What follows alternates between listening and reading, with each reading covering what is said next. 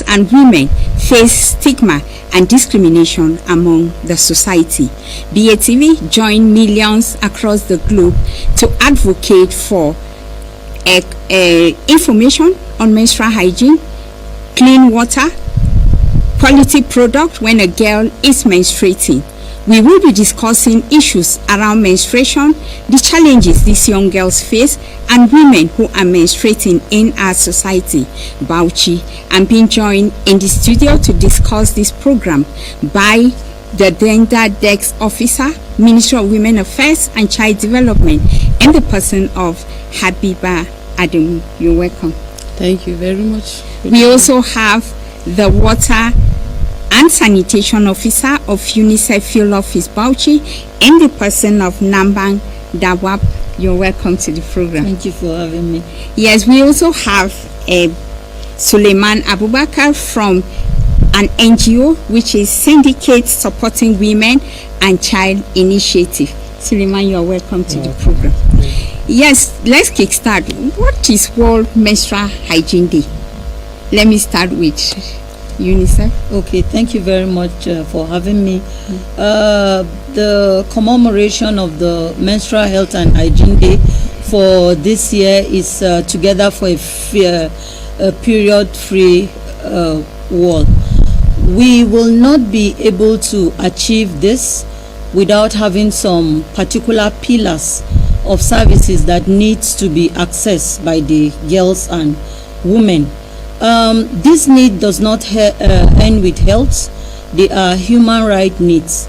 They are linked to education. They are linked to access to water and sanitation.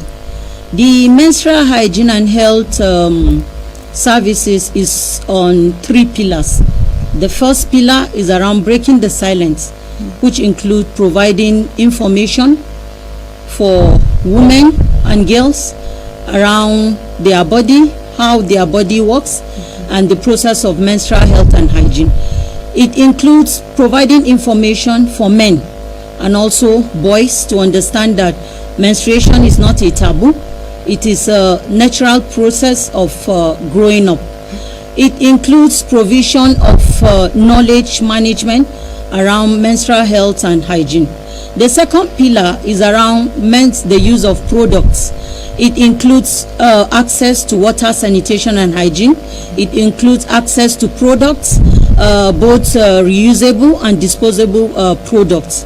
It includes the needs for both government, parents, and the society to ensure that girls have access to water when they are menstruating to be able to clean themselves, sanitation facility that is dignified. A girl should not lose school because of lack of access to wash facilities. A woman should not lose any productive activity because she's menstruating. It includes mental, emotional health information. And the third one is around the disposal of waste and the disposal of the use part. If we use the menstrual pad and is not well disposed, is another great public health issues that come back to us. So these 3 pillars are what the menstrual hygiene and health is standing upon. And I will stop at this point and allow others to talk. Here from the Gender Desk Officer, why do we celebrate this day? Good evening all.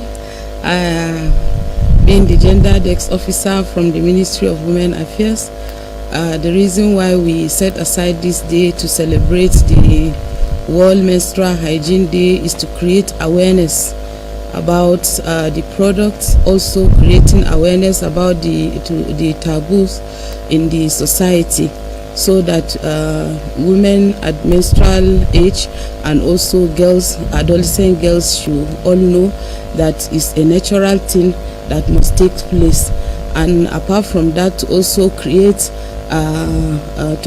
awareness and also build this around the policy making, so that it will be carried along in decision making, in also the policy, and the government should know what the role that they are supposed to play, about menstrual hygiene in general. And I thank God that the ministry is standing to bring a lot of organizations together to mitigate all these taboos that is happening around menstrual hygiene. That is the male engagement.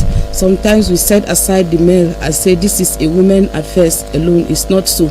It's also a male affairs, because the men have sisters at home, they have children, and they have their wives.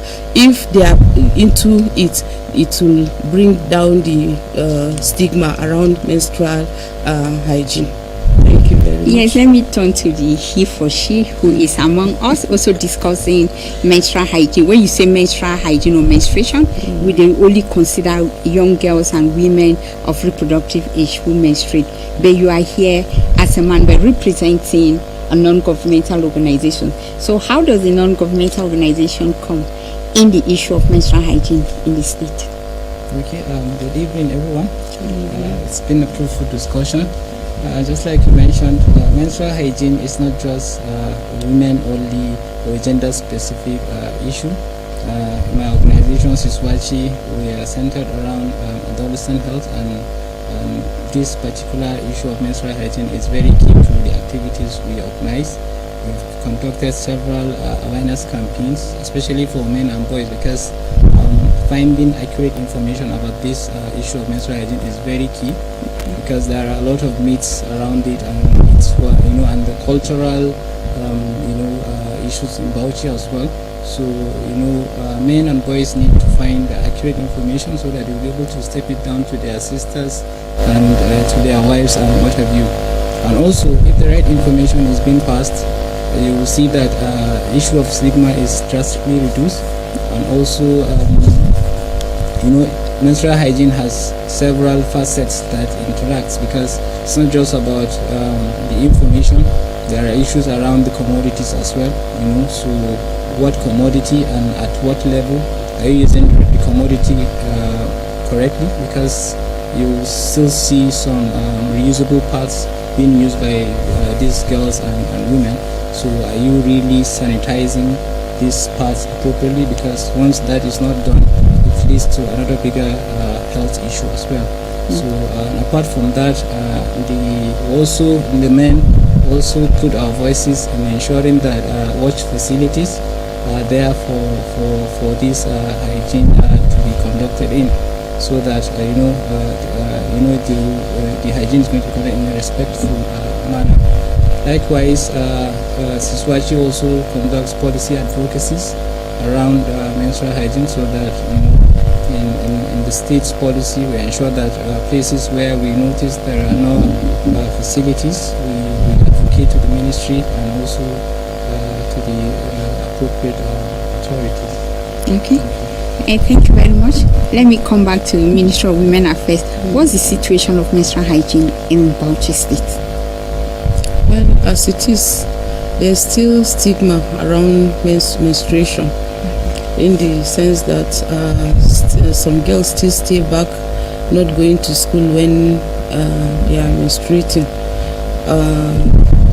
Apart from that, some also women at reproductive health, reproductive age, don't used to access hospital for checkup.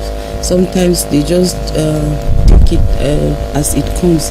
And menstruation is something that we said it happens naturally, but there is issue of health concerning it. Sometimes maybe through the product we can contact also some germs and then take it to in, because of the nature of our bodies. So the Ministry of Women Affairs, presently we are seriously in collaboration with international organizations like UNICEF, Plan International, and Water Aid, and some local organizations here. We have the Siswachi. We also have others in town. We cannot mention all, but mentioning a few.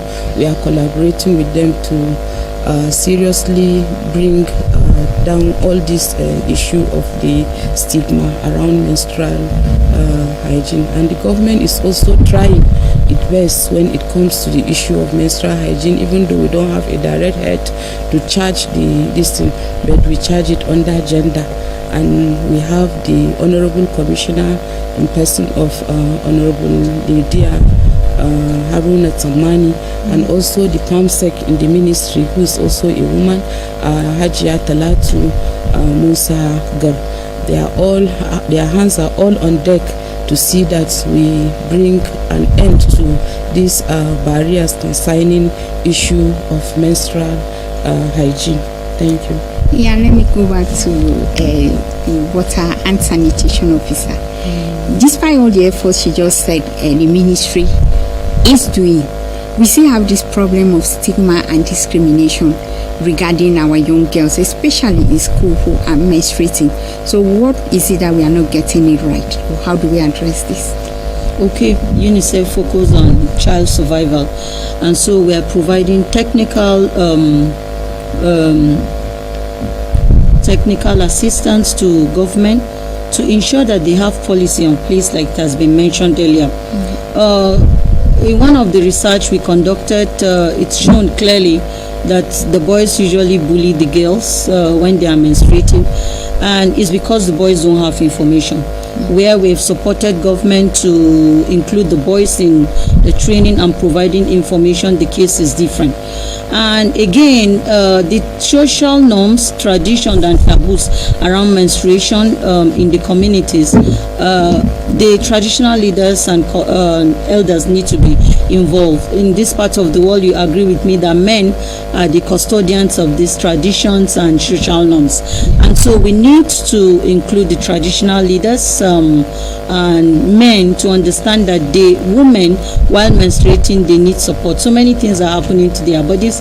The girls, they need to understand what's happening to their bodies, and men need to support their wives and daughters. The responsibility of training a girl or providing information does not end with the mother. The father needs to be involved. The traditional leaders needs to also put their voice and ensure that issues around taboos around menstruation that are not correct, like my colleague has mentioned, should be corrected, so that the right message will go out. When that is done, we will see a better society in terms of empowering the girl child and then supporting her mother, because we focus on the children, of course we focus on their caregivers as well, and so the child is there and the mother and other caregivers.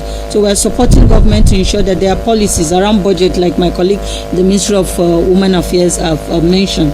Yes, we need to provide information and product and all that, but then where's the budget to be able to do that? Policy needs to be in place to ensure that this budget are captured for implementation of all this desire that we mentioned. Thank you very much. She just talked about boys bullying the girls when they are menstruating, especially in schools. When a girl walks past and her clothes is stained, there's that shaming in schools. So as a man, how do you think can be done to make sure that these girls are accommodated and are protected even when they are menstruating in schools? I think this is very easy. Just like you mentioned, it's all around the right information. When the boys and men are better informed about menstrual hygiene or menstruation in particular, I don't see any reason why the stigma will still linger. The stigma is still around because the information is not widely spread around what actually is menstruation, and it's a biological process. Nobody puts that on himself. It's just how to manage it, and my organization, our focus in ensuring that this information is being passed. In fact, we have interventions where we've developed curriculum or manual we've distributed across senior secondary schools in Bauchi, where there is a particular module on menstruation, puberty first, menstruation, then menstrual hygiene and sanitation. So the various steps the boys and girls are supposed to follow, ensuring that the right information is with them. So and with time, I think the issue of stigma will be like a thing of the past. Ministry of Women Affairs is promoting the use of reusable sanitary pads. Why are we moving away from the normal pad to reusable, and how do we maintain the sanitation and hygiene during menstruation? All right. Yes, the issue of reusable pad. The reason why we are moving from the disposable to the reusable is because it's more economical, and apart from that, we have the donors, that our partners that are always there helping us to see that this reusable part is done in a way that there will be no any issue of maybe disease or anything around it. They are making sure to carry us along. Apart from that, apart from the economic aspect of it, that reusable part can be used maybe for a period of 6 months. A girl can use it for a period of 6 months to 1 year without even, and they have been taught how to wash it, how to keep it clean, and for the next use of it, not just using the disposable. And another thing is the issue of sanitation around it. People, if the girls are being taught how to take care of the reusable very well, so that it will not affect them any this thing. And more so, the partners are there also training us. Even myself from the ministry, we've been trained by UNICEF, and we know how to make the reusable pad. And you see some girls are using it also as a source of empowerment, economic, yes. So we go around the local government teaching them. I was sometimes back I was in Darazo with some women there. I taught them how to make the reusable, and all of them were happy. Some of them even started selling theirs there in the premises where we taught them how to make the reusable part. Okay. As the water and sanitation officer, are you not concerned with the sanitation or the hygiene of these young girls using these reusable pads? We are concerned, but we provide options and access. We are not particular with any product because of the accessibility. We encourage every girl or woman to access product based on, first of all, if it's available. Secondly, based on her economy level. But like my colleague in the ministry mentioned, some of the messages that we take down there is the process of ensuring hygienic use. We talk about how they need to wash it and let it be under the sun, washed with detergents if available, under the sun, ensuring you press it where available, keep it safe for next use. Because like you rightly say, if that is not done, we will be the product will be introducing germs to the girls, which become another health issue. So while we talk about reusable parts, there are issues of hygiene promotion in it, and also we are encouraging or providing technical support to the Ministry of Education as well. We are working with them to ensure that in schools we have pad banks where girls that menstruation sometimes don't tell you, even though we have some sign and so on, but most times we don't, especially the young adolescent girls that are just starting menstruation. So we usually encourage there should be a pad bank, and also information should be given to the girls before they even get to the age of menstruating, not when they start menstruating, before we start teaching them. And so the hygienic part is key, and we're providing technical information around water, hygiene and sanitation. Okay. Yeah, I was going to talk about the pad bank because I know there's a law in the state that all schools must have a pad bank. But if I may ask the ministry, how available are these pad banks? Yes, like I said, there are pad banks even in offices, not schools alone. Presently, an organization brought a pad bank to the ministry, which we have presently, and in schools it's been encouraged. We collaborate with Ministry of Education to be sure that these pad banks are in schools to help the adolescent girls not to be missing out in school because of menstruation. Yeah. I'm afraid we are running out of time, but let me ask the UNICEF guy just one word. What do you have to say as we commemorate the 2026 World Menstrual Hygiene Day?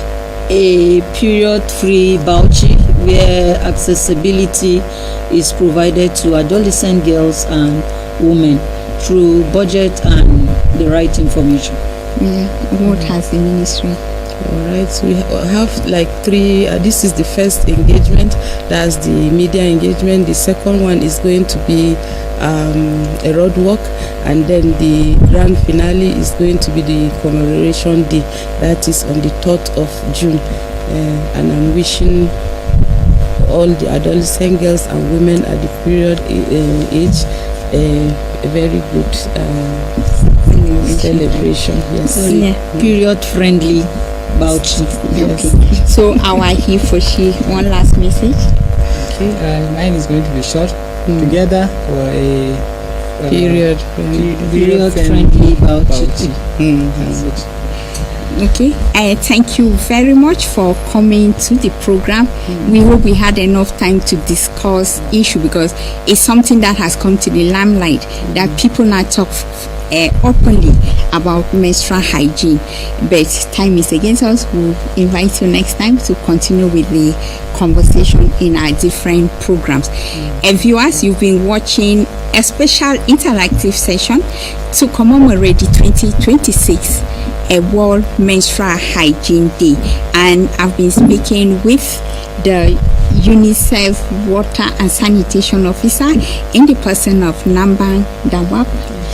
We also have the Gender Desk Officer, Ministry of Women Affairs and Child Development, Habiba Ademu. Thank you all for coming. And we also have Suleiman Abubakar from Sisuwashi, who, despite that he's a man, was able to talk to us freely about menstrual hygiene, menstruation, and all that we need to know that the NGO is doing to support the state.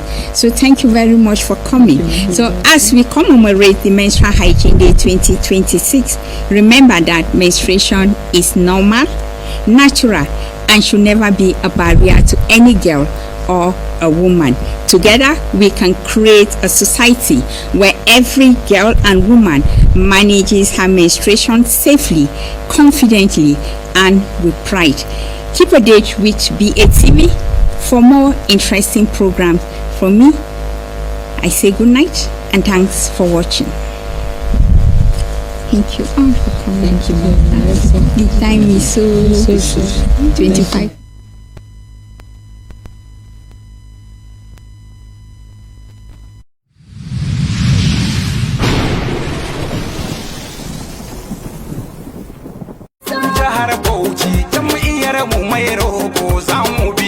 Idan muka duba ɗimbin ayyukan raya ƙasa da gwamnan jihar Bauchi Sanata Bala Abdulkadir Muhammad ya shimfiɗa a kowane lungu da saƙo na jihar, za mu ga cewa tabbas aiki ya yi kyau. Domin ɗorewar waɗannan ayyukan alheri da aka ɗauko, gwamnan ya koma sabuwar tafiya a jam'iyyar Allied People's Movement APM. Ku lura da kyau, jam'iyyar APM ita ce mai alamar rogo. Saboda haka, ofishin babban mai bayo gwamnan jihar Bauchi shawara kan harkokin yaɗa labarai da faɗakarwa ke kira da babbar murya ga dukkan al'ummar jihar